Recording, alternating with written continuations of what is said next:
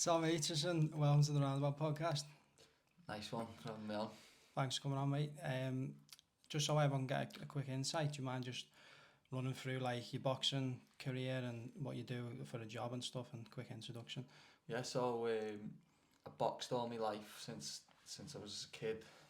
Boxed for England, represented the country in the amateurs. Won like national titles as an amateur. Had about 80 fights, 80 or 90 fights. Then turned professional. Boxed on some big cards, matchroom cards, Channel 5 shows. Had 9 professional fights, won them all, and then just been on a bit of a break recently. How many amateur fights did you have? So I had about 80 or 90 amateur fights. Ah, right. Yeah, so that's from like 11 years old up until I think I was about 22, 23 when I turned professional then. What made you get into boxing then? Was it mainly your dad or? Yeah, my dad was my coach in the amateurs, and he'd boxed when he was a kid. He had his own gym, so he took me down to the gym, and then I was there ever since, really. I'll just put this mic a bit closer, lad. Yeah. Sometimes it doesn't pick up. So yeah, and then we can probably delve into like your career and stuff on pharmaceuticals and things. And Yeah, so I went to uni as well. I've been to uni, studied pharmacy, and then past that, come out of uni, and then I work as like a pharmacist now as well. yeah, okay. Do you mind just talking about like your routine and stuff, and then how, you know, what sort of lifestyle you follow and how it helps you physically and mentally, that sort of thing? Yeah, so obviously with training all my life, you get a lot of understanding about diet and fitness. And then obviously on top of that, when you're a professional boxer, obviously as you know how strict it can be, having to like maintain weight, lose weight. So over the years I've built up a lot of knowledge on my fitness and nutrition, and then obviously with pharmacy as well. That's helped me understand supplements a lot more. So yeah, and then again just my own reading and understanding of things, and the main things that I focus on is just sort of obviously I still love the boxing training, running. Obviously you're getting outside, running, that's good for anyone. Yeah. Weight training, that's really important for you. And then as far as your diet goes, again, it's nothing too complicated. It's just obviously whole foods as best you can, you know. Try and limit how much sugar, chocolate, sweets you're having. Drink plenty of water, and again just try and stick to just like non-processed foods, eggs, chicken, steaks, just fruits, veg. Absolutely, definitely. Yeah, there's nothing complicated about it. I think everybody knows how to eat well. Yeah. You're doing quite a bit of coaching now as well, aren't you, at Levi's gym and that? Yeah, so obviously I've got a lot of knowledge with boxing, been doing it all my life. Yeah. And I do love the sport, so Levi said come down and help me coach with a few of the classes he does, because his gym's really starting to take off now. Obviously he's got a new building, he's growing that, so been doing that a few years now. I've always done coaching, but never really had a base where to do it, so I was always like stopping and starting doing it, but been at it a couple of years now at Levi's, and it's gone really well. Yeah, obviously passing my knowledge on to everyone. It's interesting that you've got that background as well in pharmaceuticals, and you've got obviously the mind's there as well as physically you look after yourself. Yeah.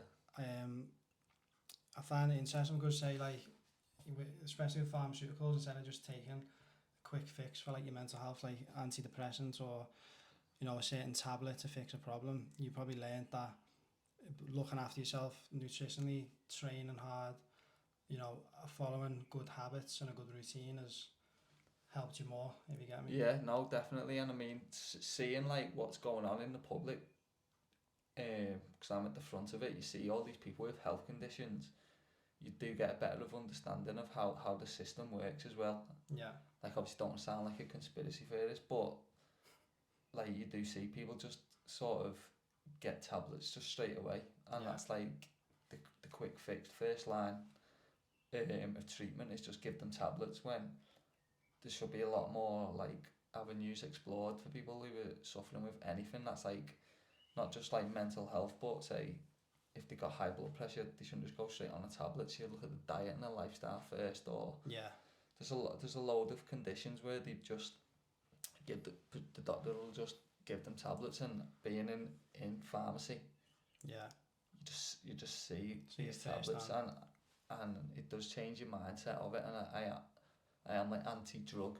You know, you would think that I would think, oh no, you need to take it. Obviously, some diseases you do need to take medication. There's no getting away from it. Yeah. And That's the grey area. I think that there is certain ones that have been beneficial, but then there's other ones that are doing more harm than good. Yeah, And there's definitely. other answers, you know what I mean? I mean, things like cancer. Like, I know there's a lot of, you know, people say, oh, you should try this, but a lot of the cancer drugs will save people's lives. I know there's a lot going on around that, but just for me, a lot of it is like, a lot of people drink, say, you know, Gaviscon. Everyone's drinking Gaviscon, and it's only because they're just eating so much shit, eating curries, drinking pints. I think that's the main thing with cancer, is what's making it happen in the first place. Instead of looking for like a solution, prevention's better than cure. So Definitely. What things are causing cancer and these autoimmunities and chronic diseases? They're not living a healthy lifestyle. They're you know, drinking every weekend, doing drugs, eating processed food like you mentioned. Yeah. And all those things combined is, you know, it's carcinogenic, and it's affecting your body on a cellular level as well. Yeah. So yeah, I think that's important as well. Yeah. With the thing with training, like you're saying, in a group and stuff, and doing the classes and that, I think that's a massive one, because we're like social animals as well. So instead of being isolated and stuff, exercise does benefit you on your own.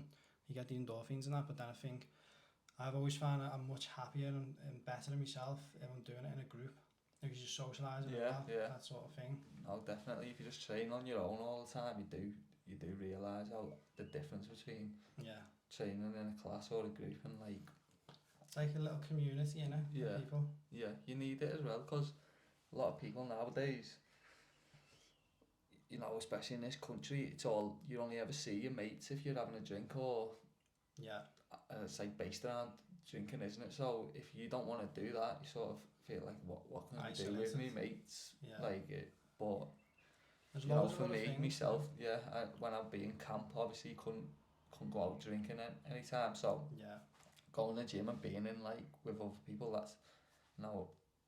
that's where it's a good how place did to be. you deal with that? How did you stop yourself? Because obviously you feel like you're missing out on things and social.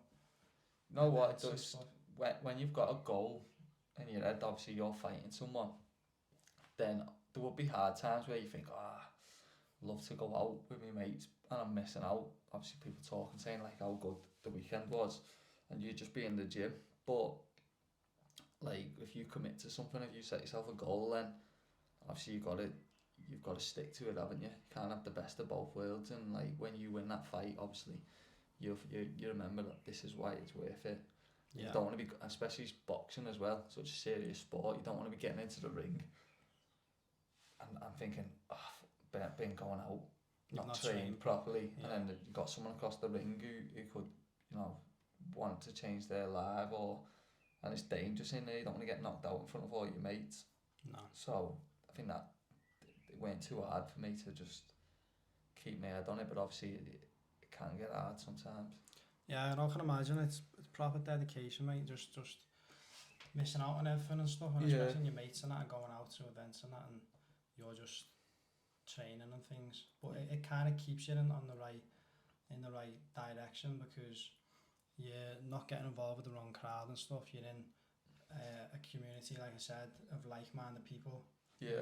Look after the health, you know, prioritise the well-being, and you only get one body, so you're looking after yourself properly. Well, that's what I'm saying about, like, before, everything's just based on like drinking and going out, but like there's more to life than that, and I actually just enjoy going to the gym. So Yeah.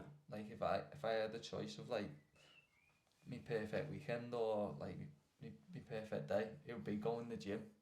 Wouldn't necessarily be going out drinking. So It's a to healthy me, way. it doesn't Yeah. really bother me because I'd rather go and have a nice Yeah. go to the gym and eat some nice food, get a sauna, and that's a better day than going out drinking.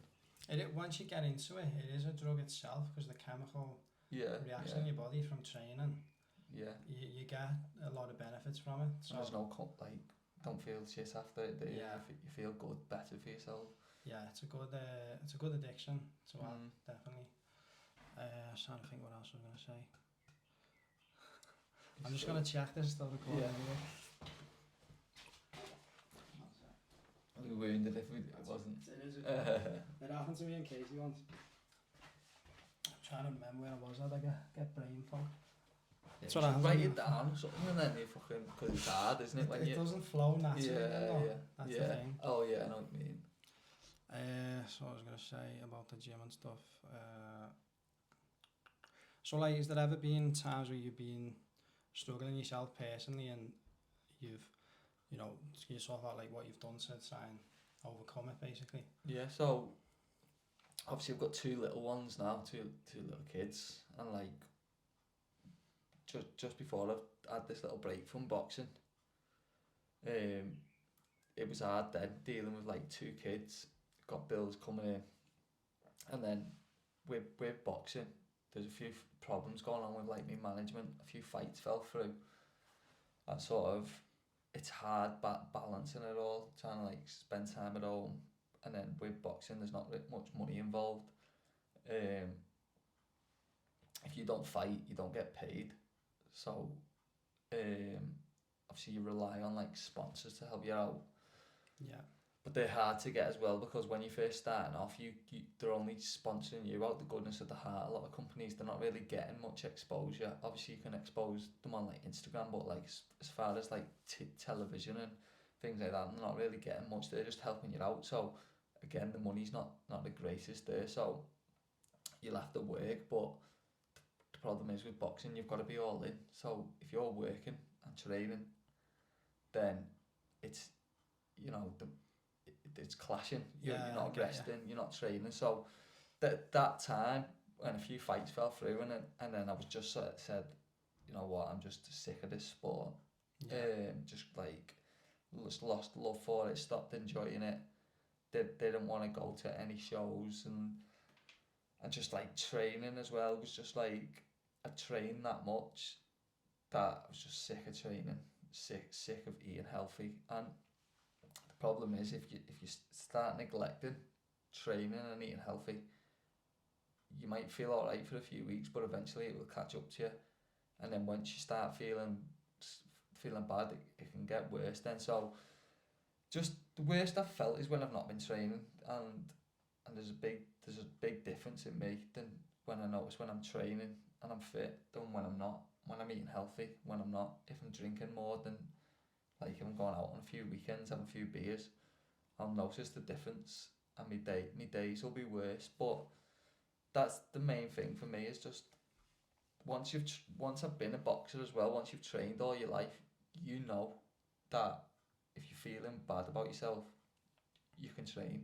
Yeah. And like obviously you can run, do weights, go and hit the bags, go and hit the pads, whatever. But I've done that all my life, so Yeah. I know in my head I can go and do that. Whereas I think the problem is with a lot of people is they've never really trained. Yeah.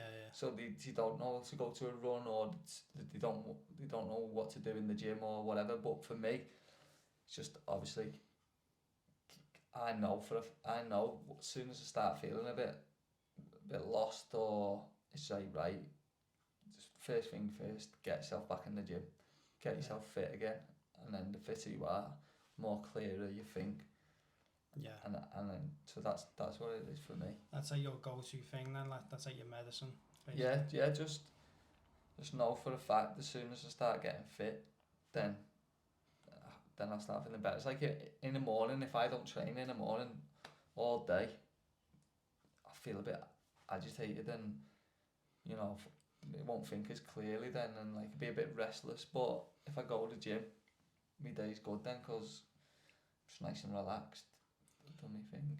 It's good that you've had that sort of guidance from your dad though, you know, teaching you that Yeah, growing up, so you've learned that helps you, and it's kept you off going on the wrong direction and with the wrong people and yeah, stuff, you know. yeah. A lot of people don't have that either, do they? Like people who've shown them, Yeah, guided them into like a hobby or a sport or like an escape from whatever troubles like they're going from. purpose, isn't it? Yeah, but Yeah. that's why like amateur boxing gyms, they're so helpful for communities. They don't get a lot of funding now because obviously nothing does anymore. But even the gym like I'm in, just any boxing gym, because that's what I can speak for. I can't speak for others, but I can imagine they're the same. Thai boxing, Yeah, any gym you go in, they'll you know make you feel better, and they're full of like good minded people who want to help you, because obviously once you go in the gym you'll get humbled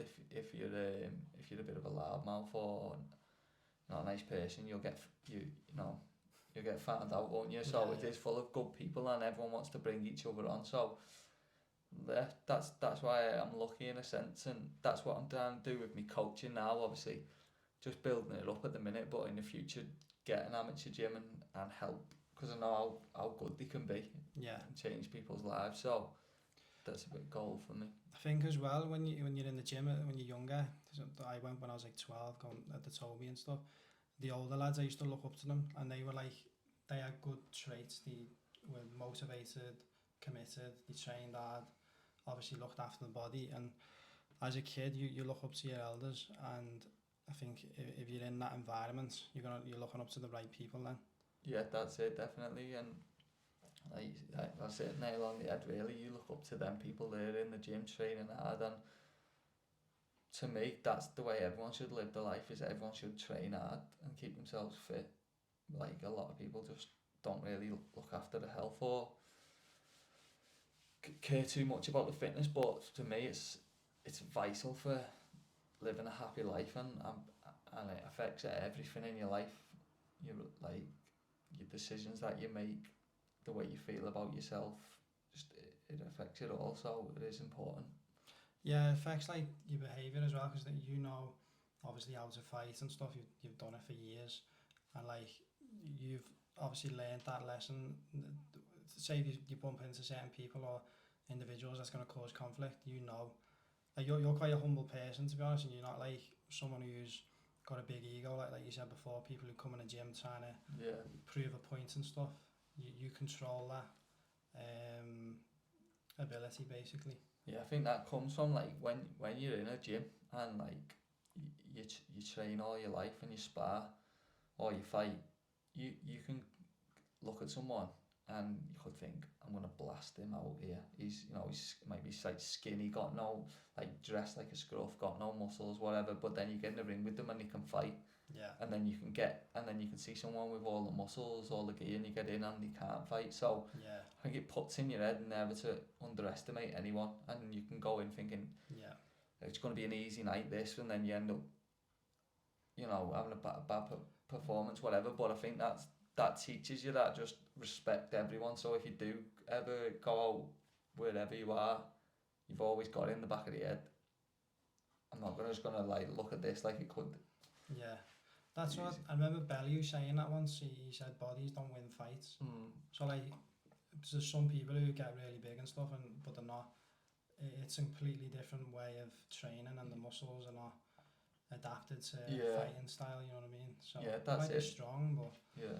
that was when he fought David A. That time. Yeah, muscles don't win fights. Yeah, you see it all the time in boxing. Obviously, you watch it and you see someone with no muscles and they can just fight. Yeah. Yeah. So. It's mad, like. Hey, I was gonna mention as well before where you mentioned about balancing it. So with like your job and stuff. And I'm just trying to think how you've managed to balance it, and yeah, that's Like what with I'm my career yeah, and training. So yeah. with my job, I'm self-employed, so I could work as many days as I want, basically. Probably have to be like 9-6, but then that made my day done. So basically it'd just be a case of, say, when I was in full camp mode, take a step back, a few less days in work, maybe work on a weekend as well, and then in between that it's just sort of get up in the morning, go to the gym, say like on a Monday, get up in the morning, go to the gym for a couple of hours, come home, eat, sleep, have a little chill, then go back to the gym, either do a run, then then Tuesday get up, go to the gym early first thing in the morning, then I go to work, then say do an 8 hour shift, come home, go back to the gym, or go straight to the gym from work. Wednesday, gym in the morning, maybe rest the rest of the day, then Thursday again up early, work all day, train at night, and then just kind of balancing it around that. One day I might work on a Wednesday, just mixing it up basically week by week depending on what's going on. But do you think that you've been fortunate enough to have that flexibility? Do you think there's other, say, boxers who are like had a lot of potential but they've not been able to balance it? And yeah, they're very talented, but they've had to 100%, just crack yeah, on with a job and stuff. yeah. So like in boxing, it's a business. In terms of every manager or promoter, they want to make money more than anything. Obviously, they want to make champions, but more than anything, they want to make money and get someone to the top. So Yeah, it's all based around who can sell tickets and who. It's a bit getting like a bit of a popularity contest nowadays.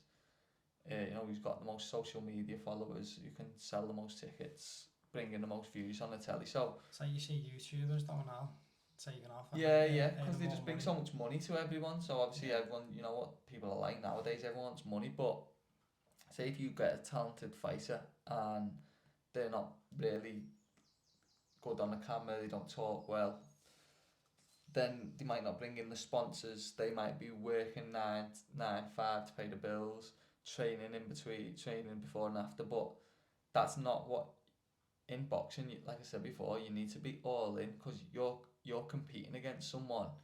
Who is all in? So say Campbell Allen, for example, Yeah, his dad was a legendary boxer, and that's helped him in his career, and he's been given, as soon as he turned professional, he would have been given sponsors, training like a full-time athlete, yeah, nothing else to worry about, no bills to worry about, no nutrition because it'll all be there for him, just in the gym constantly working hard, and you're going to improve a lot quicker than someone who's buying their own meals, working 9 till 5, and fitting it all in, going to work tired, coming home, going to the gym when they're knackered.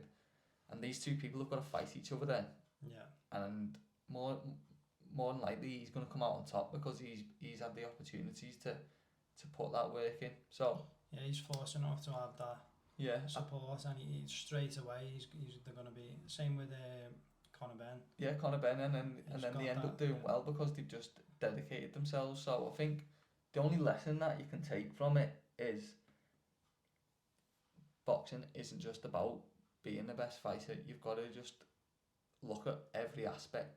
It's like in life, you've got to look at every aspect of what can make you a better fighter. And if that means that you've got to be a bit more sociable or make videos, do whatever to get your profile up, that's what you've got to do, because that's all part of it rather than training. So Yeah, sometimes I think it is about luck. Like everything in life, there's a bit of luck involved. So if some of them get noticed, yeah, and at the right time. big fan base, you don't always have to be the most talented. If they get the followers, they'll get prioritised and given the best fights and stuff. You know. Yeah. Fast track basically.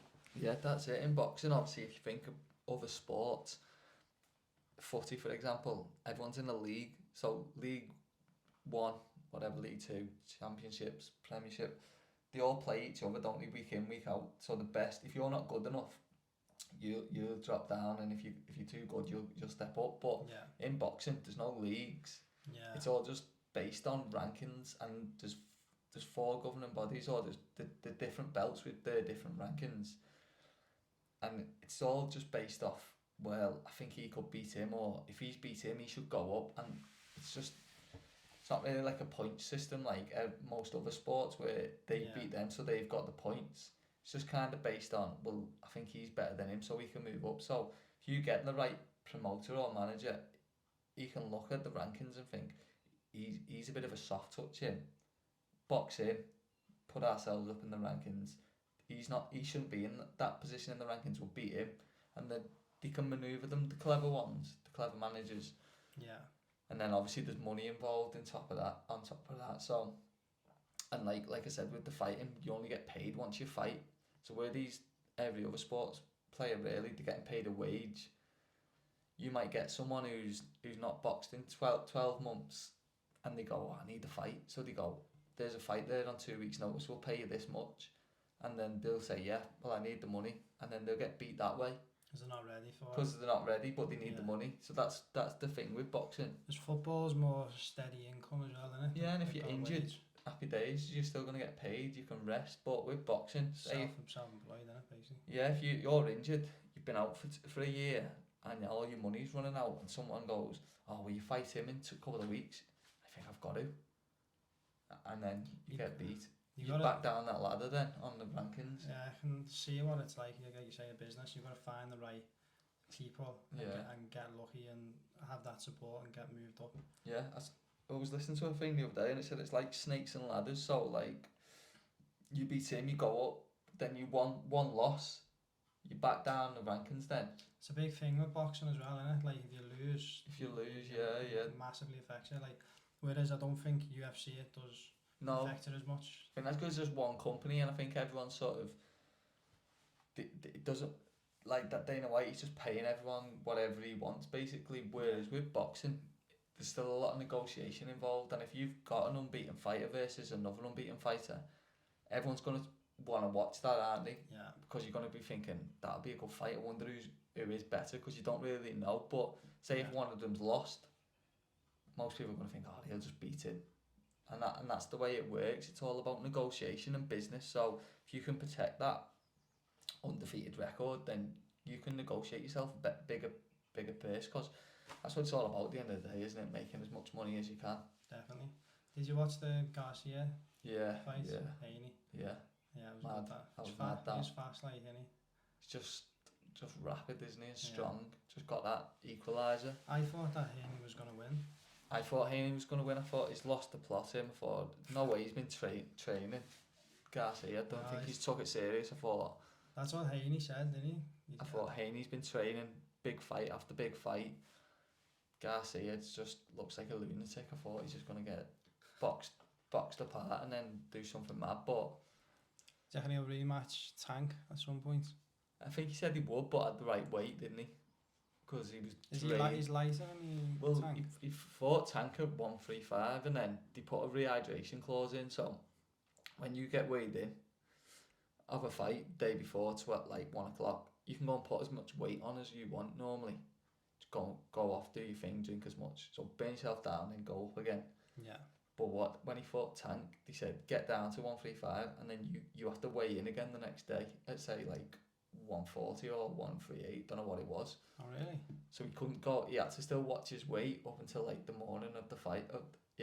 And then obviously doing that, you're gonna be drained. And then you seen how big he was at that Devin Haney fight. So because he weighed in heavier than he should have done as well, which was. So he didn't get the belt for that. Yeah, because he was meant to box at 140, but he come in at 143, which is cheating really. Like if one person, when you make weight, it's easy losing £3 if you've got £3 to lose. But when you've got no fat on you, or like you're ripped to the bone, then £3 will just kill you off. Yeah. Every pound was just hard, and you feel like you've got nothing left. So where Devin Haney's had to get right down to 140, he's got to 143 and 4.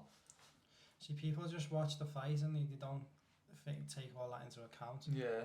All the contributing factors of, like you were saying about the weight, and then he's obviously drained. He's not got as much energy. Big he's effect. weaker. Yeah. For the and I think until you've done it, sometimes it's hard to get your head round. But like when you're drained at a weight, your body can just shut down, and like that's why a lot of deaths happen in boxing, because of weight. Because when you start dehydrating yourself, if you lose fluid off the brain, that's when obviously you're in danger then. If you're getting punched in the head, and if you've got no fluid and you're dehydrated, that's when it's like It's like a shock dangerous. absorber in Yeah, your yeah. skull, innit? So, you know, there's a lot more to it, and I think until you've made weight, you don't realise how horrible it is. I mean, you see the UFC fighters do it a lot, don't you? They've got less weight categories, aren't they? So Yeah. it's harder for some of them Yeah, it's to horrible. drop. Yeah, it's horrible making weight. Because what happens is you shrink your stomach as well. Because you're eating less, your stomach shrinks. Yeah. So then straight away after you've weighed in, you can't just go and eat loads and you're back to normal. As soon as you eat something, you're full.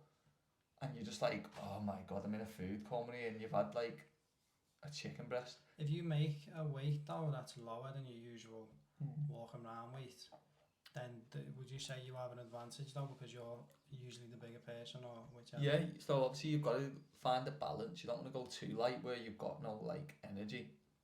But like in boxing, the bigger person will normally win. If you've got two equal skills, the bigger person will win. I find it mad how Canelo's gone up so many weights. Yeah. And I remember speaking to you about it when he had the clen. Yeah, he got caught, didn't he? Yeah, so that, like you were saying, that's an advantage because it helps you keep the weight off you, but you can eat more. Yeah, so yeah. You can have more energy. Yeah, it's just like when you're in camp, say you do a session on a Monday and you go all in, the next day you're going to get up, you're going to be tired, aren't you? Whereas when you're on these drugs, you're getting up fresh, ready to go, recovered, your muscles feel stronger than they was yesterday. So imagine doing that every day. There's a reason it's banned, do you know what I mean? If it wasn't bad, it wouldn't be banned. They have an impact, I think, as well. Certain things that people take, there's obviously placebo as well. Yeah. If you think I'm taking something that's going to make me stronger, faster, whatever, I feel like that. Yeah, it is. Well. And you see that when fighters come off, say they've been caught for doing steroids and then they have to come off it, you see it in the performances. Like Conor Ben, before this drug scandal come out, he was knocking world champions out, knocking everyone out, looked amazing. The last two fights, they've both gone to points, and if you've watched his fights, he's been awful.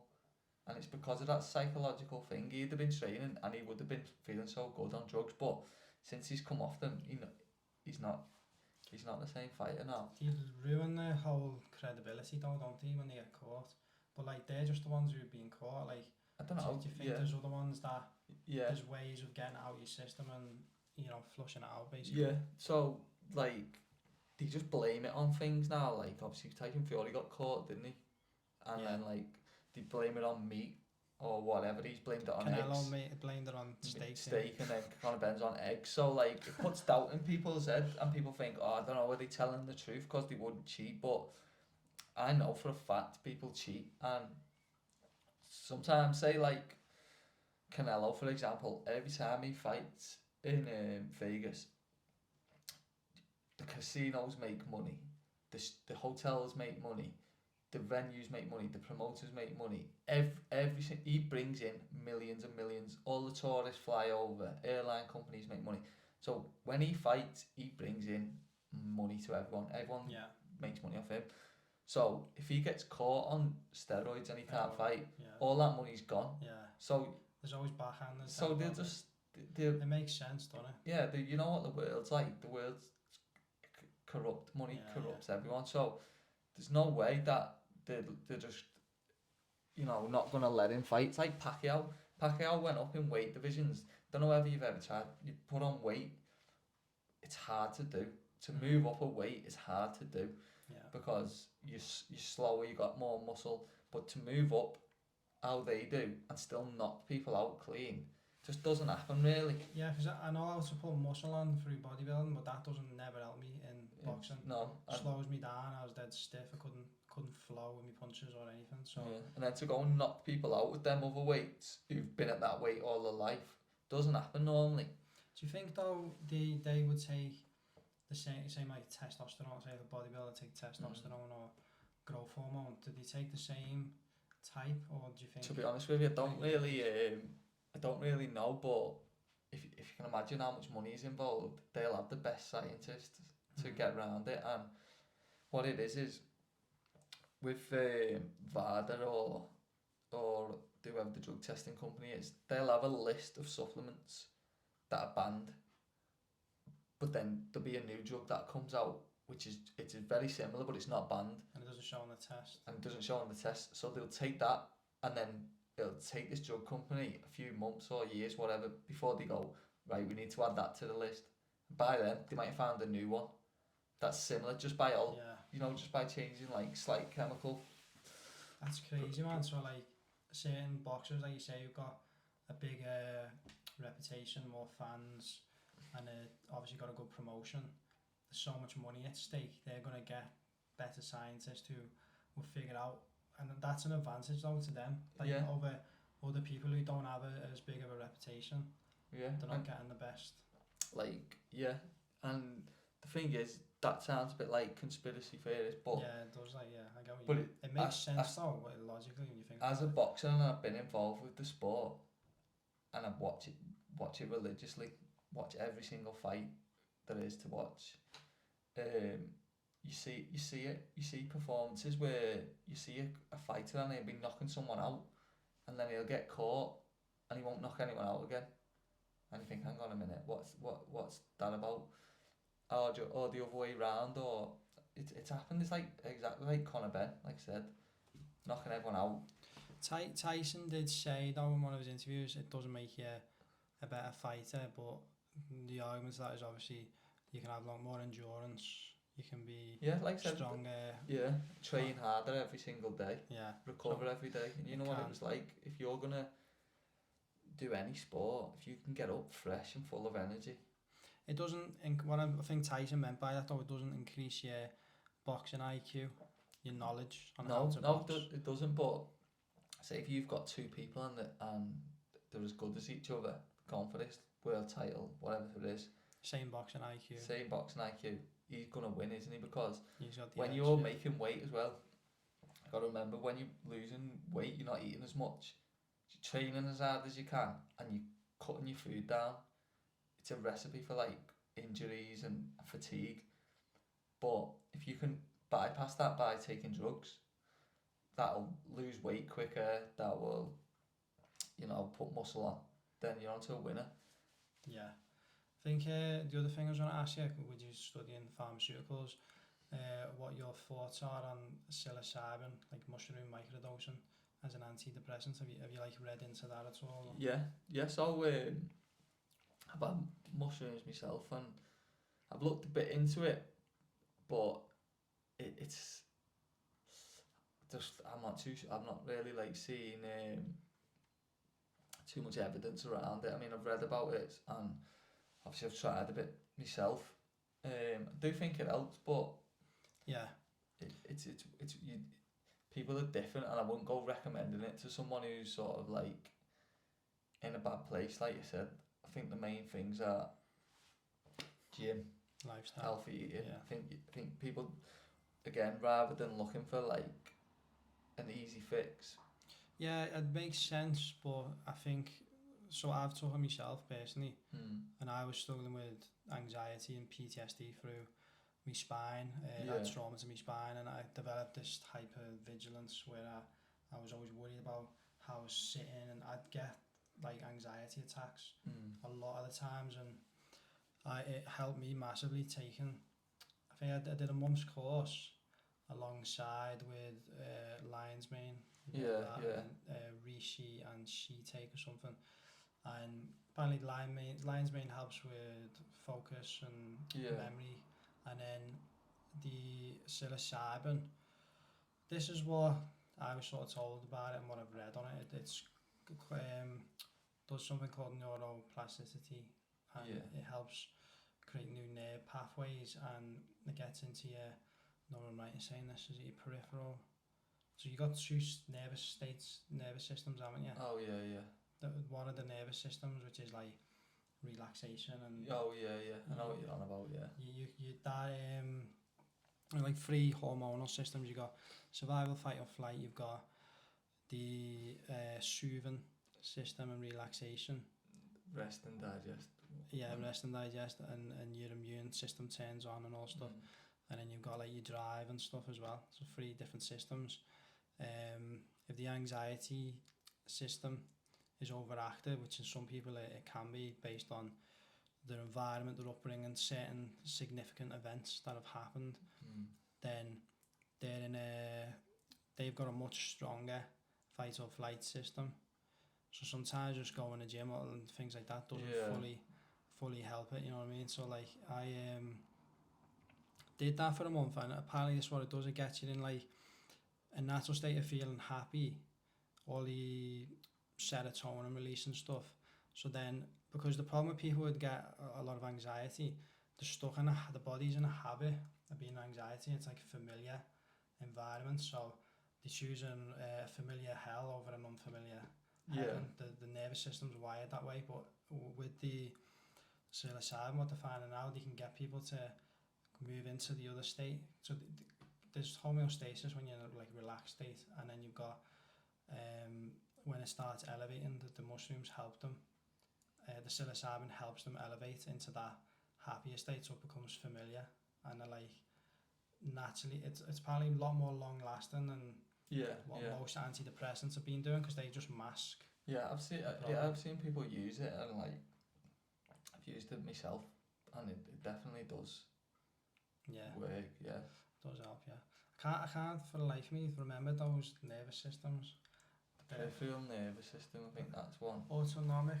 There's an that's autonomic nervous system, and the other one, I'll find that another time, but I think that's everything. Anything else you want to touch on? No, thanks for Nice one. Thanks for coming on, lad. Cheers, Cheers, man. enjoyed it.